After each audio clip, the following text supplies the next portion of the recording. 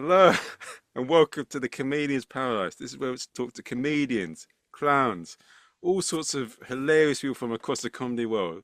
And today's guest is the brilliant Jamaican Irish comedian Josephine Lacey. She's a Hello. she's a professional comedian who storms clubs across the UK. Please welcome to the stage and welcome a good friend of mine, Hannah Lloyd Davis. Davies. Woo! Hiya, hello everyone.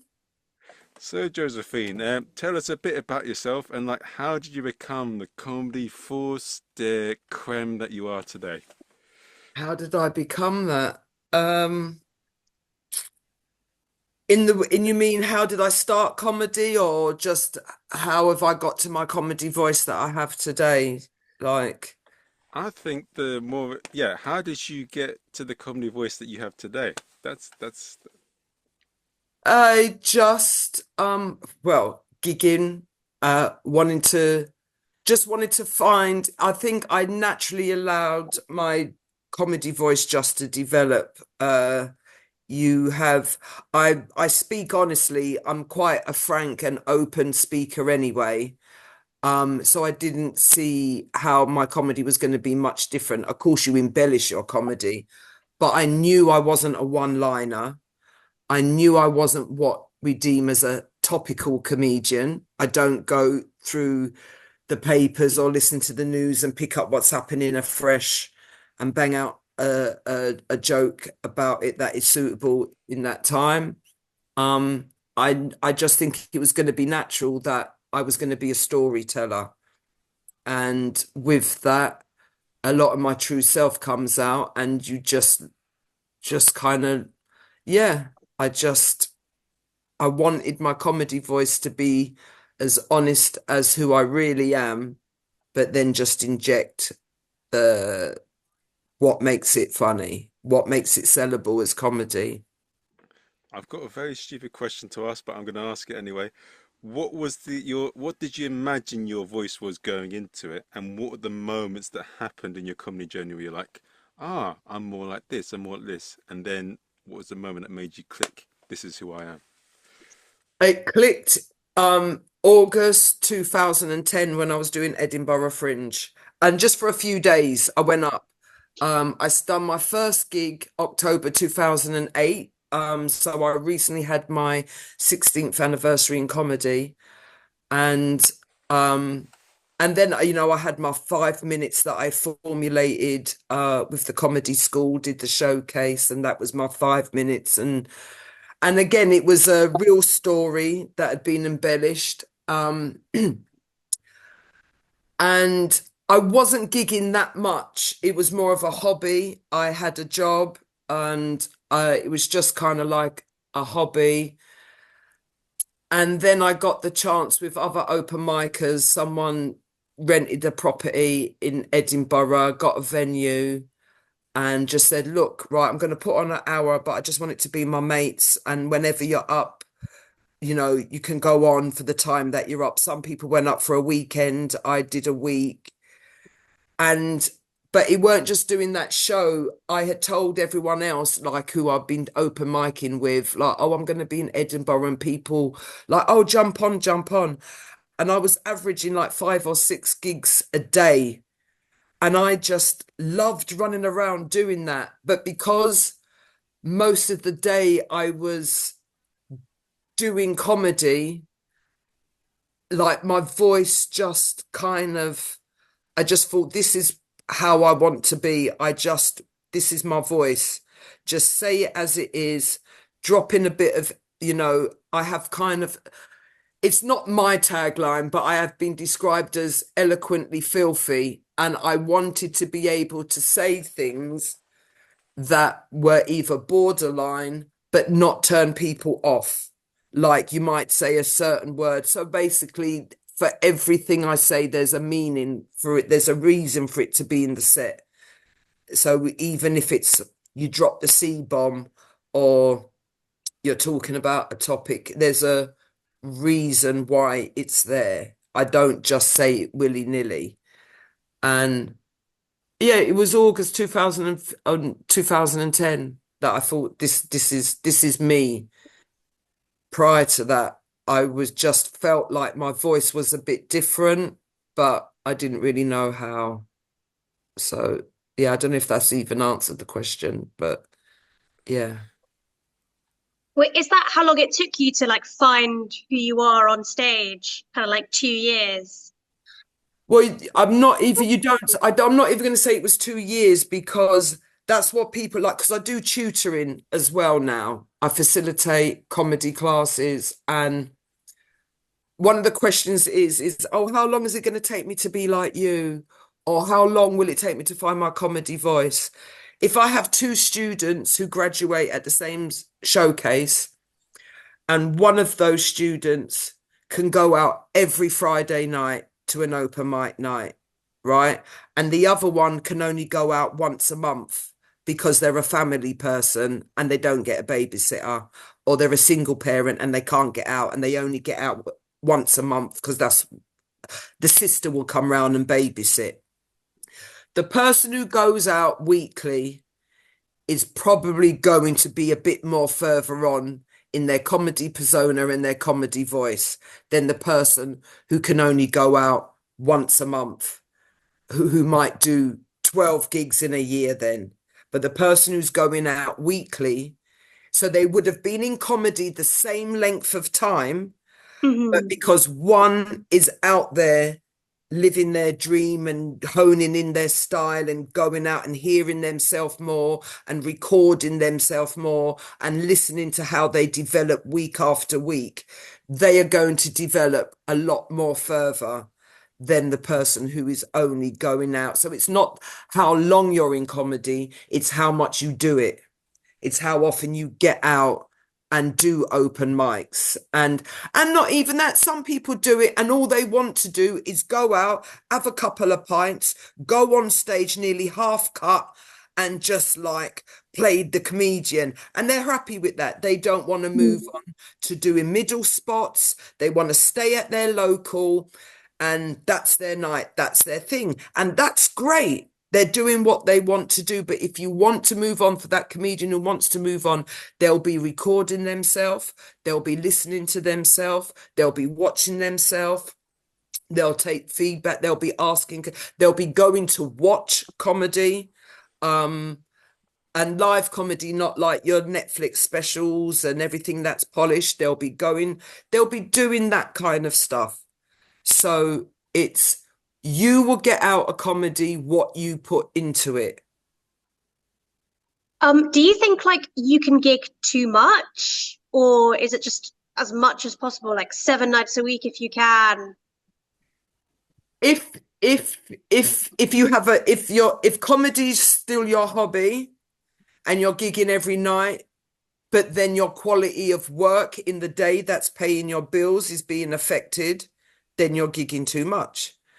Or you've got to find the balance of, right, am I going to give up this job and just commit to comedy, or maybe I'll just go out like Thursday and Friday and Saturday, or I'll just go out to my favorite one that's on the Monday. If comedy isn't paying your bills, you've got to prioritize what is paying your bills. It's what I have to tell my Mm. students.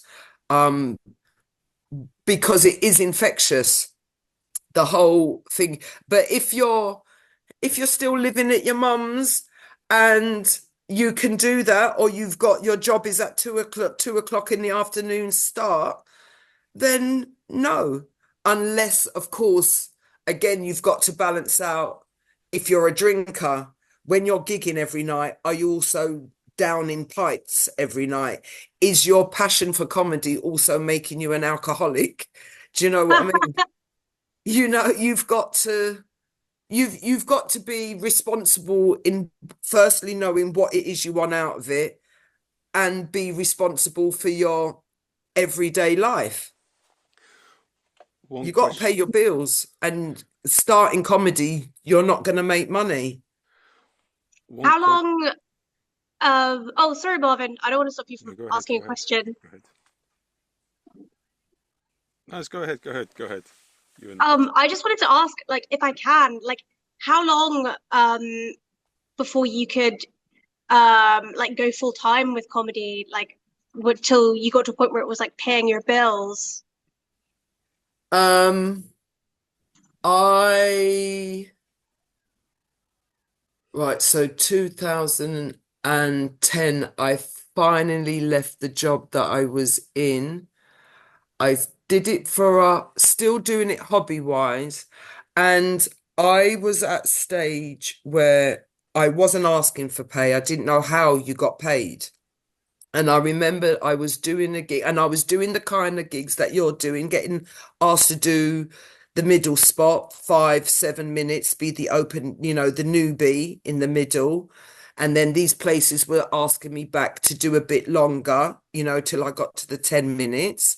Mm. But they were just saying things like, still saying, like, you can have a couple of drinks at the bar. Do you know what I mean? Like, there's no expense, but you can have a couple of drinks at the bar. And I remember doing a gig out of London, and it was a car share. And I think it was the closing act, said, Josephine, I hope you got paid for this gig. Like, and I was just like, no, no, like, I don't know. Like, how do I know? How do I get paid? And he just looked at me. He said, when you ask. He said, if the same comedy club is asking you back, they like your work, but they will keep having you back for nothing until you mention you want paying. Right? If they can get you for nothing, they'll pay nothing. Right? Then it's up to you when you start. So what that gave me the confidence to do, I didn't ask for money straight away. I still didn't have the confidence. But what I did was, when it was one of those gigs that offered you drinks, I would then message back and say, look, I'm really not a drinker. If we say like a glass of wine is a fiver, can I have £10 in expenses instead? And they just said yes. Like, no one said no. And I thought, oh, all right then. And then I started to get a bit more confident if money wasn't mentioned. Because I thought, I would think to myself, all right, if I ask them if I'm getting paid and they say no, does that mean I'm not now going to do the gig? Do you know what I mean? And I still would want to do the gig.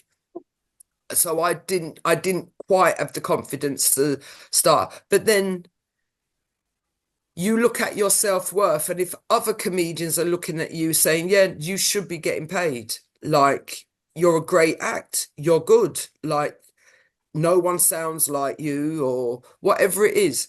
And so I did that, and then I started getting requests, and I'd ask if it's paid, if there's expenses, or if it's paid.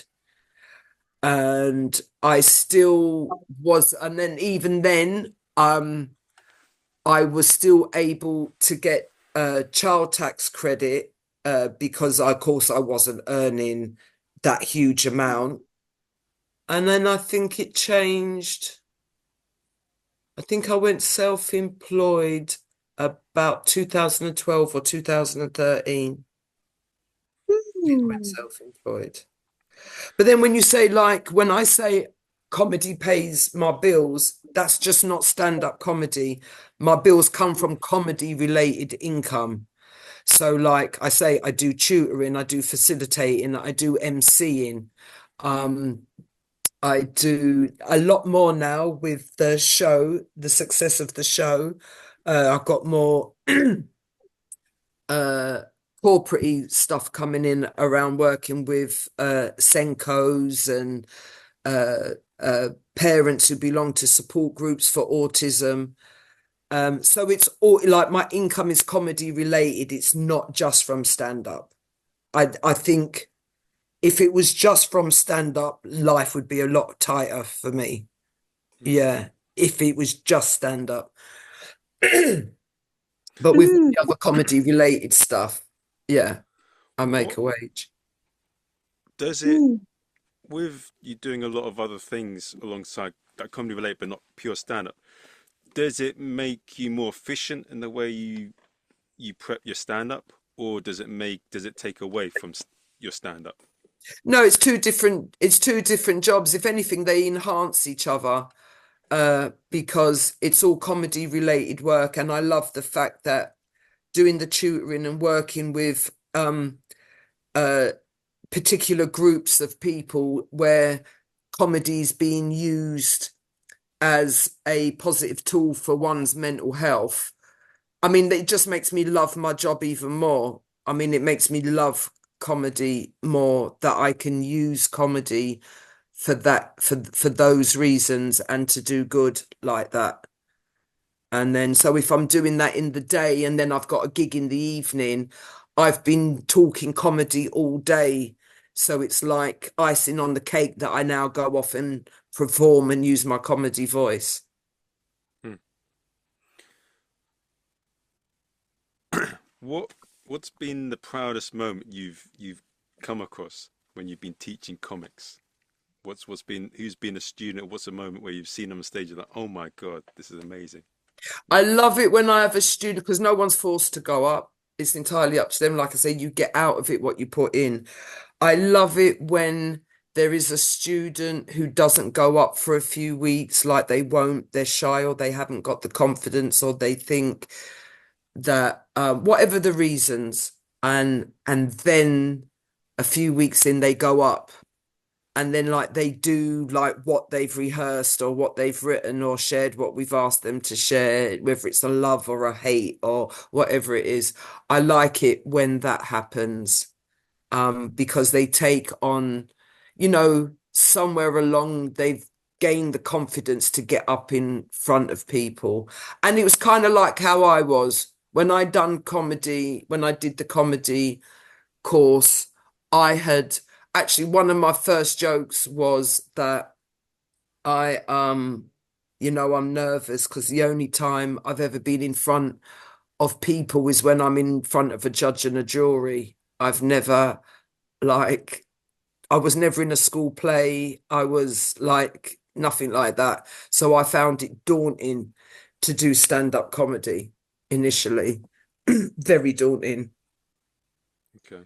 Do you have any um like if you found it nerve-wracking, like how did you get over those nerves? Like how did you get to a point where you're just super comfortable performing in front of like 100 people?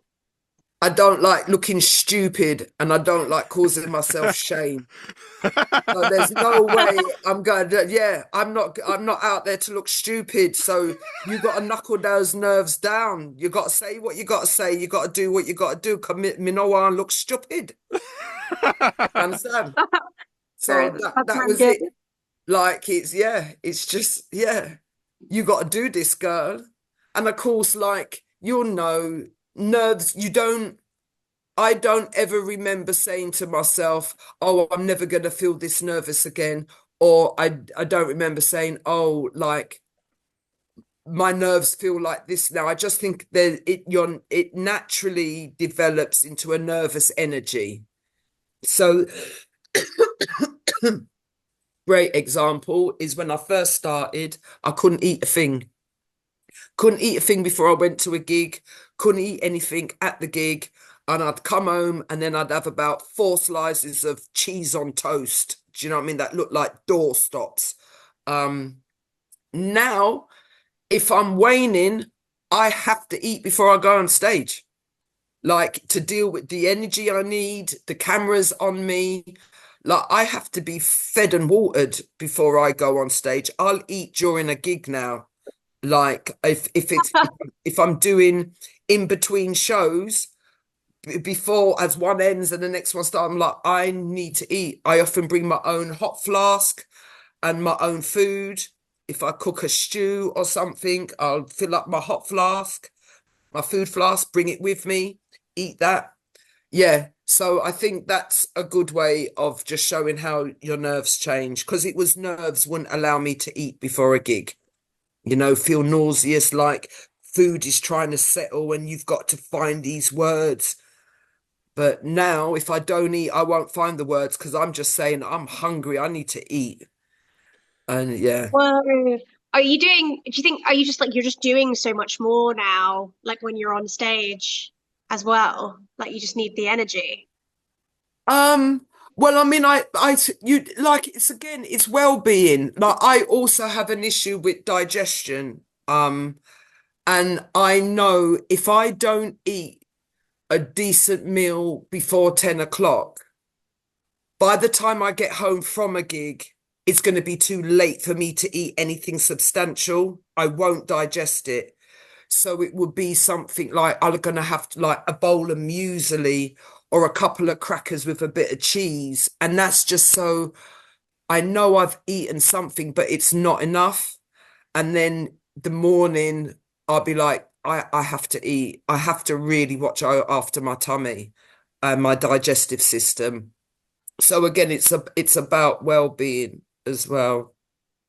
Yeah, I have IBS too, so I feel you. Right. Okay. Always I don't have struggling with corn. IBS, but I have uh It's similar my like gastro issues. yeah, Not not I have fun. gastro in, and I'm very prone to picking up gastro bugs as well. Oh, Very prone to it. I got a very delicate system. Yeah. no. One thing I want to ask on this, how I'm going to ask this question, and this is slightly different to what we're going on here. Is the saying that time plus tragedy plus pain equals comedy true? How true is that to you? I mean, of course it can be true, but it does triggered something, and this was a really long time ago, and I was at a comedy club, and there was few who were hanging around, lovely, and it was many years ago now because I think we would. It was Josephine Lacey presents, and uh, an act, middle class act, said that they wish their childhood had been more traumatic so their comedy could be better. And I don't get upset a lot. And I don't snap at people. But I went in because I've had an upsetting childhood, right? And I didn't think while those things were happening to me as a child and as a young person that I would one day be able to turn that shit around and look, and I'll be the comedian that I am. Like I didn't find none of it funny, and I wouldn't I wouldn't choose to go through it again in the thought that it would make me a better comedian. I was like, you really want my childhood and the childhood of others that have suffered. You really want to be a child of abuse so your comedy can be better. I laid into it. I dropped a few F-bombs as well on him. I was proper in his face. I thought, what a most ridiculous thing to say. And of course, it came from a middle class privileged person. So, like, it weren't surprising, but just not being able to fathom. And I haven't actually used my own trauma in comedy yet. I've not discussed my depression. I've not discussed any childhood abuse. I've not discussed, I got out of abuse at the age of 27. But that's because I was conditioned to abuse from a young age. I haven't discussed that. I've said to myself, maybe one day it will be an hour show because it would have to. I don't see how I would make gags out of that. Some people might be able to. I don't think I can make gags out of it for a 5 or a 10 or a 7 minute set. I think it's more material that would be an hour show. And I have considered that I'll probably do that maybe one day, or maybe discuss it in a book and try and instill humor in it. So yes, there is truth to that saying because some people will draw on that tragedy and use comedy as Hmm. therapy, and good on them because therapists are expensive. Um, but it's not the end and be all of it. And I think if you don't come from a traumatic background, you can still be as funny as fuck. So, you know, I, d- I mean, yeah, that's my view on it. I don't like the saying, um, but yeah, it's true to an extent if if you choose to. Like I said, I haven't used my trauma in comedy yet. What what is it do you think that makes a comedian funny, and what is it? How much does your persona affect what you can say on stage and make it? Well, I think you can discuss anything, but it's better if what you're discussing, if especially if it's borderline stuff, it needs to be, you need to have that experience. It needs to be your life. I've heard people do jokes about autism, or the punchline is autism, but the punchline might be it's been set up, set up, set up, no mention of autism, set up, set up, set up, and then the punchline is, oh, we were at the bus stop, but it's all right because he was autistic. Ooh, Do you know what I mean? They're just, it's too throwaway, and the autism reference is, it needs for me to have more meaning. You can't, it's just not throwaway. So I don't like those kind of jokes, but my whole show includes autism, but that's my life. And I can bring that anywhere. If I choose to, I've got stuff on fecal smearing. I've got stuff on my son self-harming. Um, I've got the quirky stuff as well, but I can go there because it's a real life experience. And when I'm retelling that, the audience can see it's real. They can see it's absolutely real. So they invest real time and emotion and want to listen to the humor in it. So, yeah, I've kind of forgot what your question was. I no, am. I no, do that a lot with this menopausal brain now as well. Yeah. no. I was getting at like how much is comedy based on? Yeah, how much is it based on your persona and based on what you can say on stage? How much is what how much is it you that makes what you do on stage funny rather than the gag? Well, my honesty, and I think another great tool is you need to speak to your audience like you speak to your mates at a bar. You don't, you know, and when you speaking to your mates at a bar, they fully listen to you, they're fully engrossed. So I speak to my audience like we're standing at a bar, and I look at them, I think, again, persona, it's what you choose to share, because character acts, their persona is of the character. Do you know what I mean? You're investing in the character. It's the character that you're selling to the audience. So, and none of us know how much of your true self is in that character. Do you see what I mean? Or how much you're acting, how much you're acting out. Um, and if you're, for me, if I'm having a rant about something, then my whole body and face needs to show that I'm ranting. So like that's when you might drop a curse word or something, because when you're upset, that's when you might curse. So you need to, if I'm moaning about something, I don't want to make it sound pretty.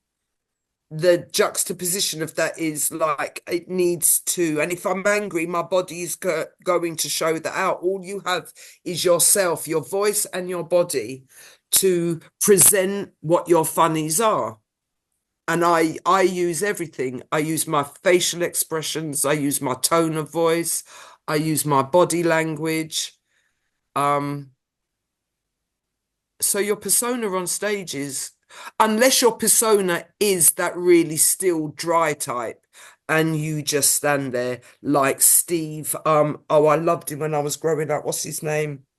Stephen, I think, or Steve. Canadian. Is he Canadian or American? He often had the long shaggy hair, and he's so droll. He's so dry. I mean, I don't know how he doesn't have a cardiac arrest just by trying to open his mouth. He has no effort. but he's brilliant. Now, unless that's the persona that he wants. It's like I heard this story about oh, everyone's name is going from me.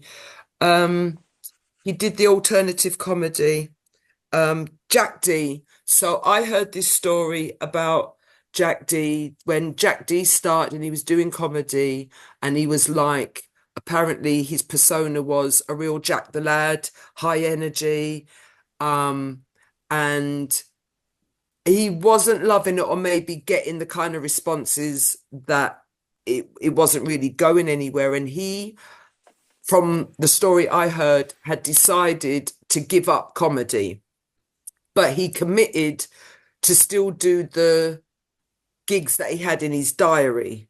So he would turn up at these gigs not wanting to do them, and he would go on stage in the persona that we now know him on of, like, go up there, look, I don't want to effing be here. It was in my book. No effort, just dry. And the audience believed that to be the character, and they fed into that, and they laughed and they loved it.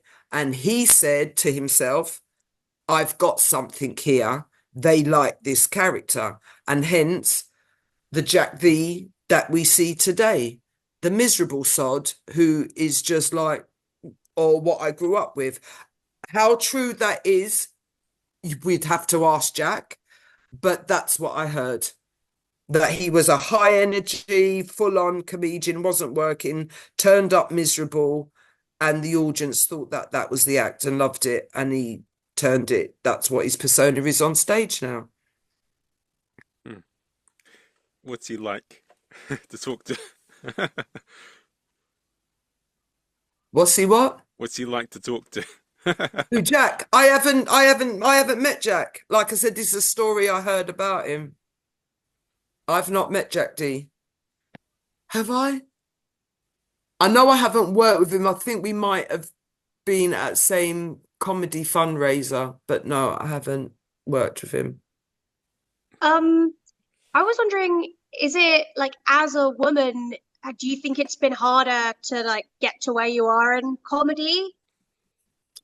I mean, yeah, I mean, yeah, but that's the same in every job. No matter what job you do, women are harder to either climb the pay scale or the rank scale.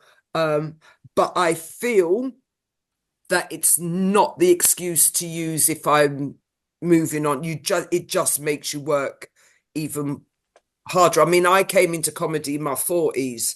So people would ask me, oh, why aren't you on TV yet? Or what? Like, I always thought it was my comedy voice. But it's things like I would think to myself, is it because I'm a woman? Is it because I'm ethnic and a woman? Is it because I'm a middle-aged ethnic woman? Um, is it because if someone watches me and they think, all right, then I love her comedy voice, but I'm not sure what I would do with her.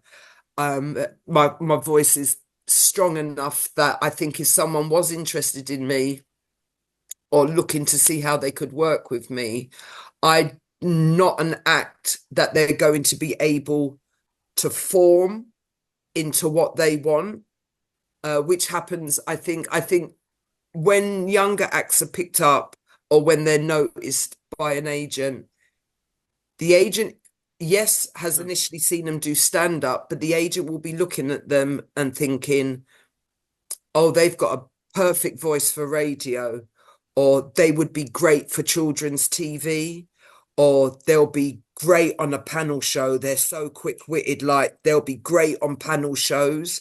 Very rarely do they look at the stand-up to enhance just a stand-up career. There wouldn't be much money in them for that. The money comes from the TV work.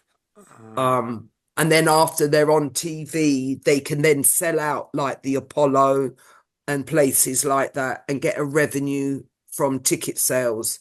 But they need to reach that to sell out a 2 or 3,000 arena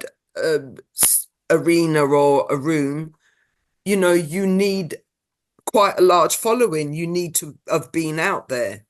So as for a woman, yeah, the struggle is harder. It is, but it just makes you work harder. And I don't take no. If someone don't want to book me, I don't keep begging. I just think it's your loss. And you do, there's promoters who book for what they like. They don't book for the room. They don't book for their diverse audience. They book on who makes them laugh. Hmm. And a lot of promoters don't book women a lot. Oh, But then you have some who make sure there's a woman on every lineup. So let's not forget about those either. So yeah, but don't let it stop you, Hannah. You go out there, girl. No, thank you. That yeah, was super girl. helpful. I just don't want to talk over you. No, I'll keep chatting. So shut me up when you need to.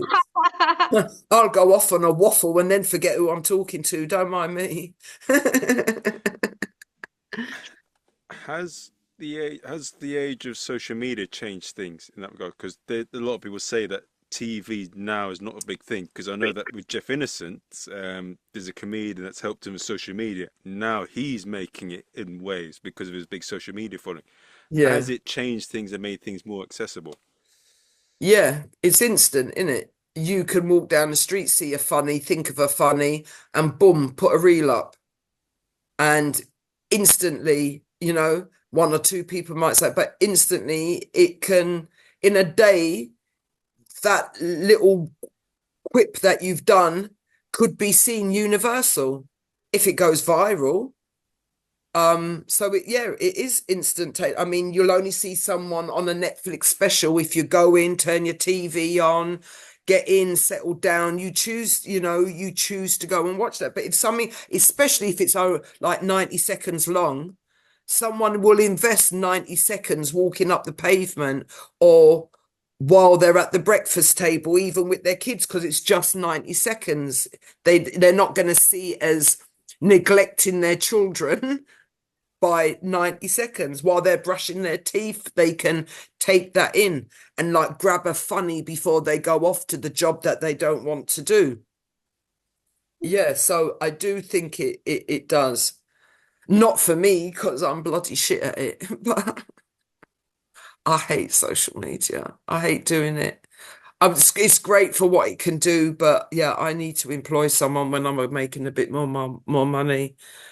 Yeah. Hmm. It's a necessary evil, though. So yeah. Don't remind me. That's Yeah. sorry. I can't even think the last time I've like edited a reel and put it up. I think it was before Edinburgh, that's absolutely awful. I do put stuff up, and luckily there's been stuff put up with me in it that other people have done, but I'm really bad at it. And I should get better, especially with the attention my show is getting. So I need to get better.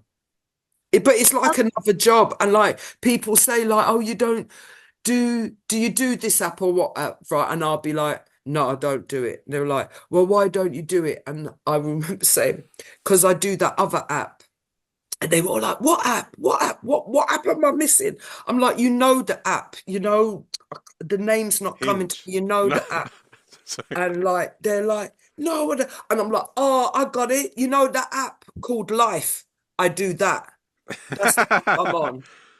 I'm on a real app, Life. That's what I have to do. I don't have time to take out a life to sit down and do this app thing. So yeah. Um, can I ask, do you like have an opinion on gong shows?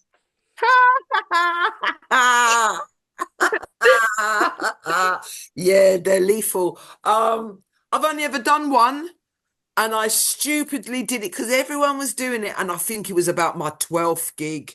It was about my 12th gig, and I did the comedy store one, and I think I was 12th or 13th on, if I remember correctly.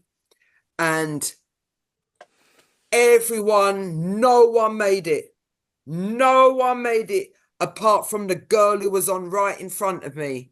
And when she lasted the 5 minutes, I was like, yeah, they're not gonna put two women through back after back. So I knew I was gonna get a "Bleh," or whatever they do. Right. I knew it. And I think I lasted something like 1 minute, 33 seconds. And then I was off. They're deadly, but I also think if you've got the balls to do it, do it. Like, why not? Like, don't listen. I'm glad. I wish I hadn't done it for as my 12th gig. I think that bit I regretted. Um, and I think I would have done one just so I knew what it felt like to do it. I've had no interest in doing another one. Actually, I now can sit on. I've been like a judge on the Gong shows. That I don't mind.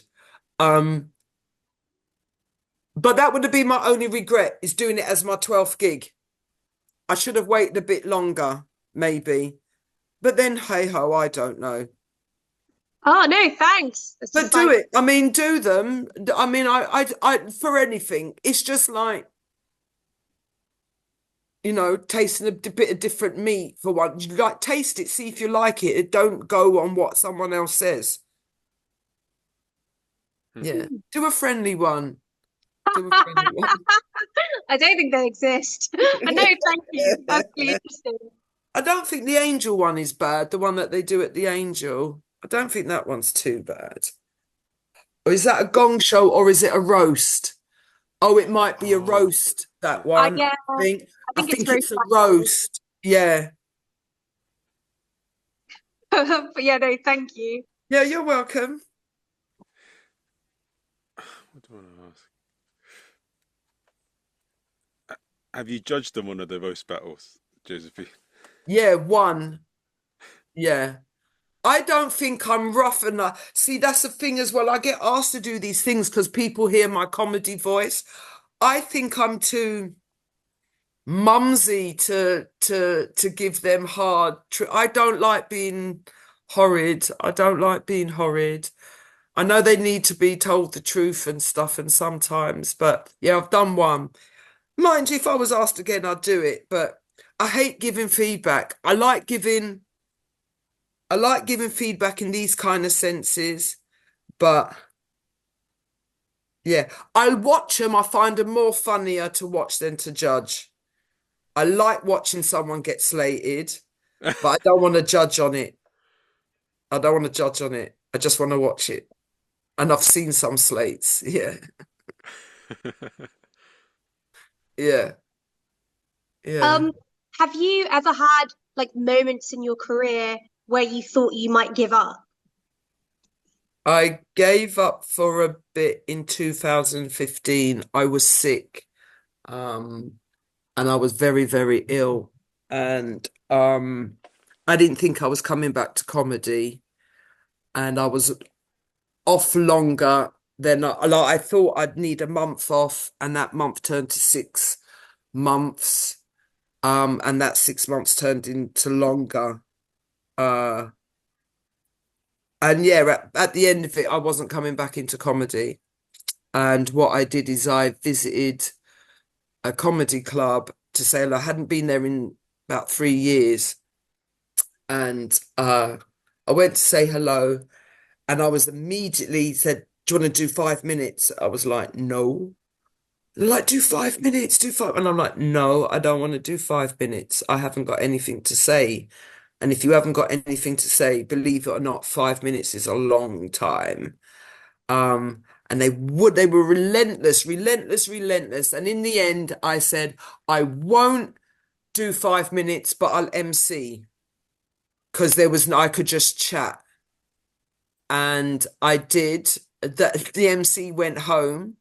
I MC'd and I enjoyed it was like I hadn't been away. And I dabbled in thinking of coming back, and then COVID happened. And I was just like, all right, then that's cool. And then was it the first lockdown or the second lockdown? I think it was the second lockdown. I started thinking about putting the show together that went up to Edinburgh this year. And so I needed to come out and do work in progresses. And then I thought, well, I'm I'm on the healing process now. And it was just a case of like, well, how am I going to make my money? If I don't do comedy, I've got to find another job. And that just kind of just thought, no, I can't do that. I'm just going to have to go back to comedy. But my voice, I felt different. Um, I felt a lot softer in myself. I'd gone through a lot of healing.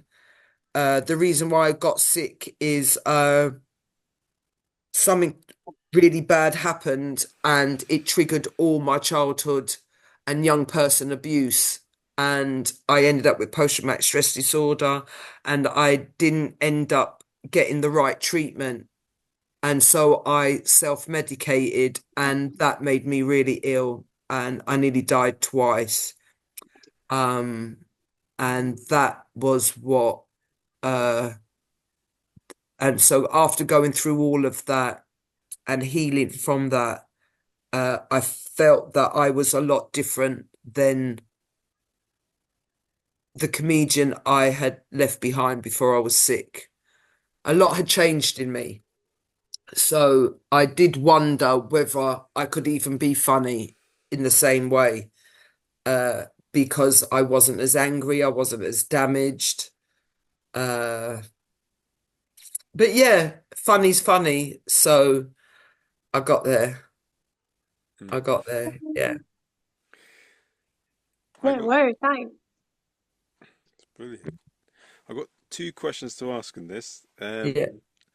What's a situation that's happened to you recently that's taught you a lot about comedy outside of comedy that's made you a better comic?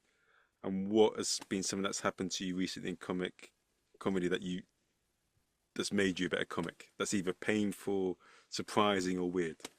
So something outside of comedy that has enhanced my comedy, is that what you're asking? Yeah.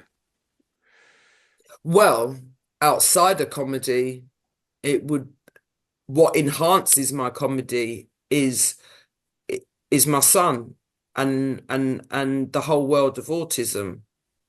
Um, because I build a lot of my comedy on that, or at least my show is. I think having the understanding and being a carer for someone also also helps how I interact with my audience. So that has a big influence on me being a carer as well. I think.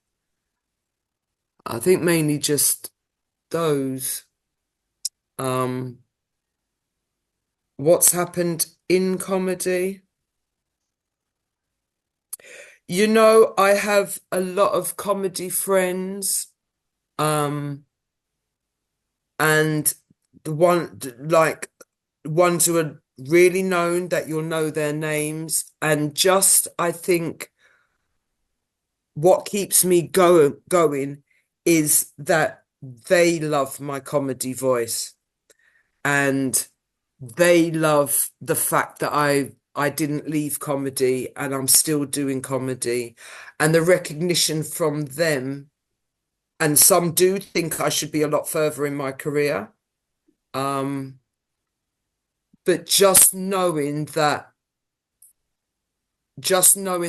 they love me as a comedian and they love me for me as well. So I think there's been a few times I was going to give up, uh, even coming back, like after COVID, I was going to stop because I didn't feel like my comedy voice or myself was being appreciated in comedy. And I just thought, well, why am I doing this? And I mean, I know I'm doing it to pay the bills, but I was going to stand up, and it was Nico was one of them who talked me out of it. Uh, and there's been a couple others. He's incredible. I remember him doing a new material gig a while ago, and he was just reading from a piece of paper, and he Yeah, was easily the funniest person on the bill. Oh, without a shadow of a doubt. Without a shadow of a doubt. I mean, when Nico MCs, either when I or Nico MCs, you know your show is safe. You know in either of our hands. And he's such a phenomenal turnover of joke writer. I'm not. Like, but he is. And his working off a joke, he's very talented. He should be a lot further in himself. And I also respect how with the fact that the industry haven't taken him up or he hasn't gone further in the industry as he should, it hasn't deterred him from making a living. Like, or what he travels with his comedy. He's done that himself, and I completely admire that. And good on him.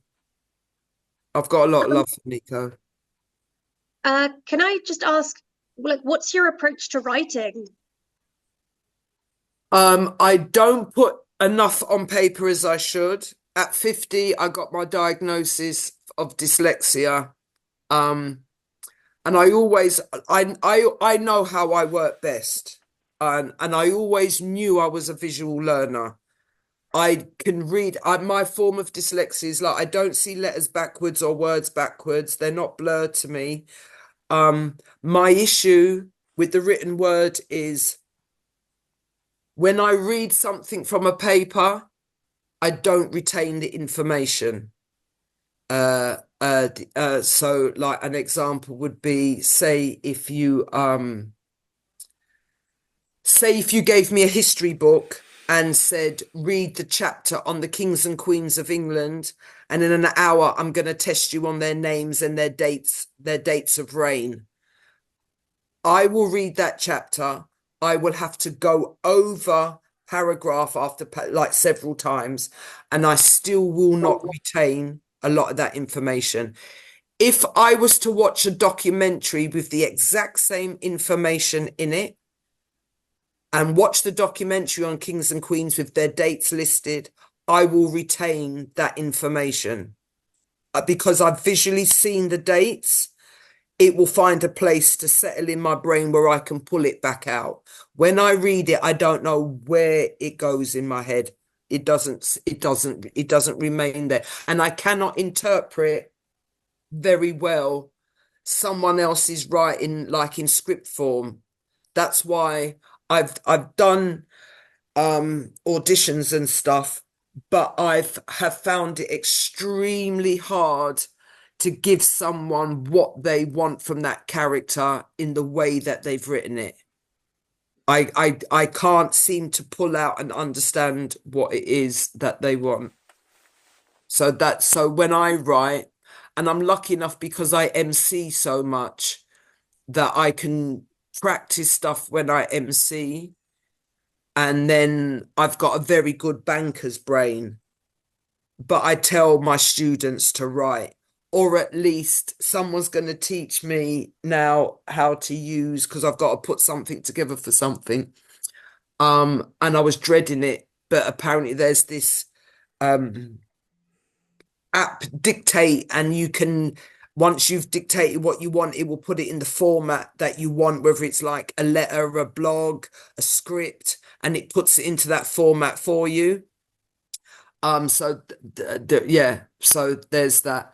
But yeah, I'm not good at writing it down. And when I do write things, I do bullet points. And again, it helps me because I'm a storyteller and my stories are based on truth. I know the story. All I have to do is remember where I want to drop the funnies in. But my story will be real. It's just where do I embellish it and where do I put my funnies in? But that's me. That's me. And if there are people out there and who I facilitate with, and they are like me and they're dyslexic or they don't want to write or they can't write, then I say record everything you do, even if it's just voice record. Go on stage with your phone on, record, and listen back to yourself, which is just for me just as cringeworthy. I hate listening to myself and I hate watching myself. I think that's why it's so easy for me not to edit videos, because I just think, oh Jesus, I can't watch this. Even if it's, even if I'm, if I, even if, and of course you're not editing in silence. You're editing the bits where everyone's laughing. That's what you want to put up. Like, I'm just like, I can't sit and watch this. For fuck's sake. Hmm. Oh, thank you. That was so You're helpful. welcome. You're welcome. Do you write everything down? I like, yeah, like I like Oh, sitting at a desk for like 3 hours and writing. yeah. But I think definitely like your way of doing it. I don't know, I've heard you before and it's so conversational and like I think a lot of my stuff can sound very scripted. Like you can tell I sat down and I wrote it. Right. So I think what you're saying is really good. And when Actually, you're, sorry to cut you, go on. no, I was just saying I think I should do more of what you've just said. When you say you write for 3 hours, is that you're writing new jokes or you're writing your jokes word for word that you've got? Like, or is this when you sit down and you try to formulate new jokes? Yes, yeah. You're spending far too long in a sitting. This Yeah. 3 hours is far too long to sit down. You should be doing it with like about spend 20 minutes a time on something and give yourself a break. Because after 20 minutes, your brain is just going to put holes in stuff. What you should be writing down is what initially comes to mind. Even if it's the more outlandish it is probably what you should be saying. Or if you say to yourself, oh shit, I can't say that. That's probably what you should be saying. So you just look on how maybe you can say that, but you're writing for 3 hours that doesn't make your quality of writing any better. No. You'll probably read that back and see that what you writ at the top is far more fluent and funny than what you've written at the end of your 3 hours. Yeah. So maybe look, do it maybe one day, have a look, and just as a conscious thing, do it, do your 3 hours or your 2 hours and see what the difference between what you wrote in your first 20 minutes to everything else. And see if that is not more fluent or more punchier or like how you would like naturally say, like it came to you quicker. And but everything else will be like after that an afterthought or it's just that's how I was taught how I should write. And if you read up as well, it's like a concentration thing on what the brain does. But it might suit you, but that sounds a long time to be sitting. No, thank you. Save But me time. your like your posture, everything, and just your eyes, and it's taxing. Yeah. No, thank you. This is so helpful. Yeah. All right, cool. But try it. It might not work for you, but just see if you see a difference in what you've written at the top to how it flows to when your eyes and your brain are tired and you've got the stuff at the bottom. I'm not saying that won't be any good, but maybe then the next day, if you start your 20 minutes and re-look at what you wrote and see if that would be any different with a fresher brain in your first 20 minutes. Do you see what I mean? Look at it, try that. Yeah. No, will do. No, thank you. It's all right. I'll bill you later. No problem. Yeah, you do tutorials, yeah. Now, one more thing on top of that. If there is one bit of advice you would give to a comedian that's starting out now, what is it? What advice would you give them that isn't obvious? That isn't what everyone says about gigging more, writing more, and getting on stage? Do you know what? Simply enjoy it. Simply enjoy your journey. I mean, there's not much more that I can say and other than to repeat what people are going to say because it is in comedy. You're only, and I've said most of it already, you're only going to develop, you will develop as much as you put in. So you gig regularly, you'll move on. If it's your passion, you'll work to it. You will know you need to write more. But then equally, I think also, and again, you're going to find comedians who are going to tell you that don't do that. But I think if you're starting out, you keep your 5 minutes, that 5 minutes that you've worked with, you keep that. And even when you feel like you're getting bored of saying it, right, at each open mic, or you turn up at open mics and you're gigging with the same people and you've seen, oh, they're doing new stuff, like, and they're turning over a bit. I firmly believe in keeping that 5 minutes, and then you add on to that 5 minutes. So you don't write a fresh new set. You find a fresh 2 minutes to add on to that 5 minutes, and then you have 7 minutes. And when you've got the 7 minutes, you're looking to extend that to 10 minutes. You know, and when I started, my first three, I think 3 or 4 20-minute sets all started from a 5-minute set. And that 5 minutes was in that 20-minute set, and it went to 7, then it went to 10, then it went to 12 to 15 until I had the 20. I didn't once have a 5 minute, drop it, and then think, right, now I've got to write a new 5 or a new 10 or a new 20. Because the more you hone it in, and I think a thing to remember is when you're feeling bored of, and this happens to me, because I haven't written no new club jokes. I've only been concentrating on my hour show the last little while. So I haven't written any new club jokes, and I just think, oh Lord, I'm going to have to say that, blah, blah, blah. But what keeps me going is that I know it's fresh for most of that audience. I'm the only one who knows it inside out. It's only boring for me. They have a right to hear that joke with the same energy that I delivered it the first time I ever said it. That audience has that right. I don't have the right to hold that back from them. They've paid to hear my jokes. So it's down to me to deliver it the way it should be delivered. And I have to forget I'm bored of it. And then when I'm in it and I can see they're enjoying it, I then forget I'm bored of saying it, because they're enjoying it. It's fresh for them. It's only old for me. But, you know, you will have people who say, no, you got to turn over people. You know, you've got promoters who want to see a turnover. And you've got promoters who are booking you over and over again because they like the shit they're hearing. They like that. And they get a different turnover of audience.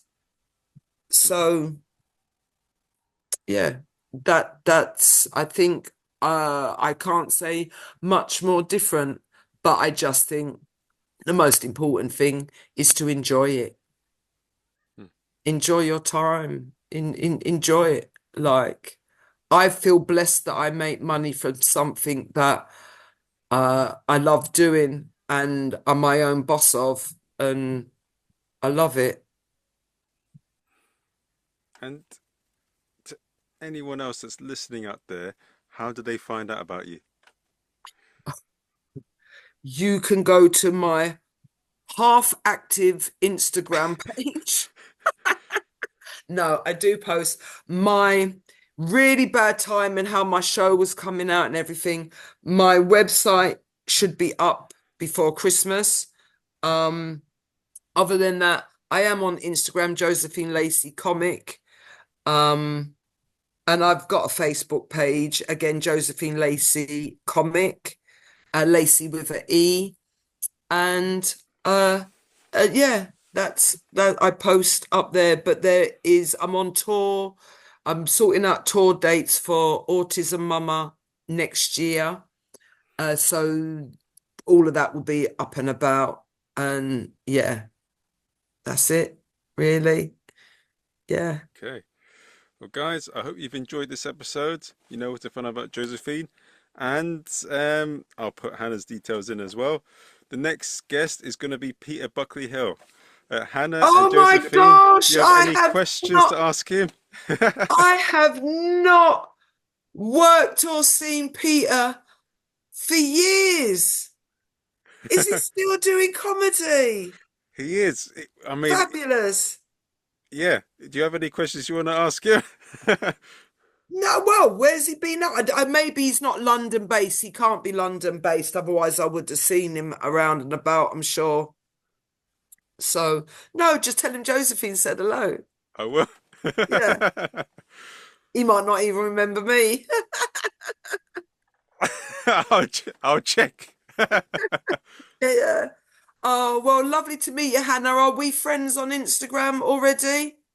I don't think so, but I'll I'll definitely follow find you. you then. I don't, well, or if you find me because I don't know your surname. Oh yeah, no, Um, I'll find you. Don't worry. Thank you so yeah. much. This has been incredible. Like I've learned Oh, I so much. hope so. And if you're ever at Top Secret again, do, because I meet so many people. Come and say hello so I can say hello in person. I will do. I'd love that. Thank you. Oh, bless you. And Marvin, likewise, mate. I'll find you are you on the Insta? Yeah, Yes. you messaged me on that, didn't you? Yes. Yes. Yes. Yeah, Yes. yeah, yeah, yeah. Cool. All right. Well, thank you for having me and send me the link when you've got it done and everything. Sure. Guys, And please I'll... share it around like COVID, all right? I think norovirus is doing the rounds at the minute. So, like, yeah. Okay, neurovirus, okay, guys? Well, Take care, thank guys. you for having me. It's been lovely talking to you both. Been brilliant. Take care, guys. Bye. Thank you. Bye. Bye bye bye. Bye.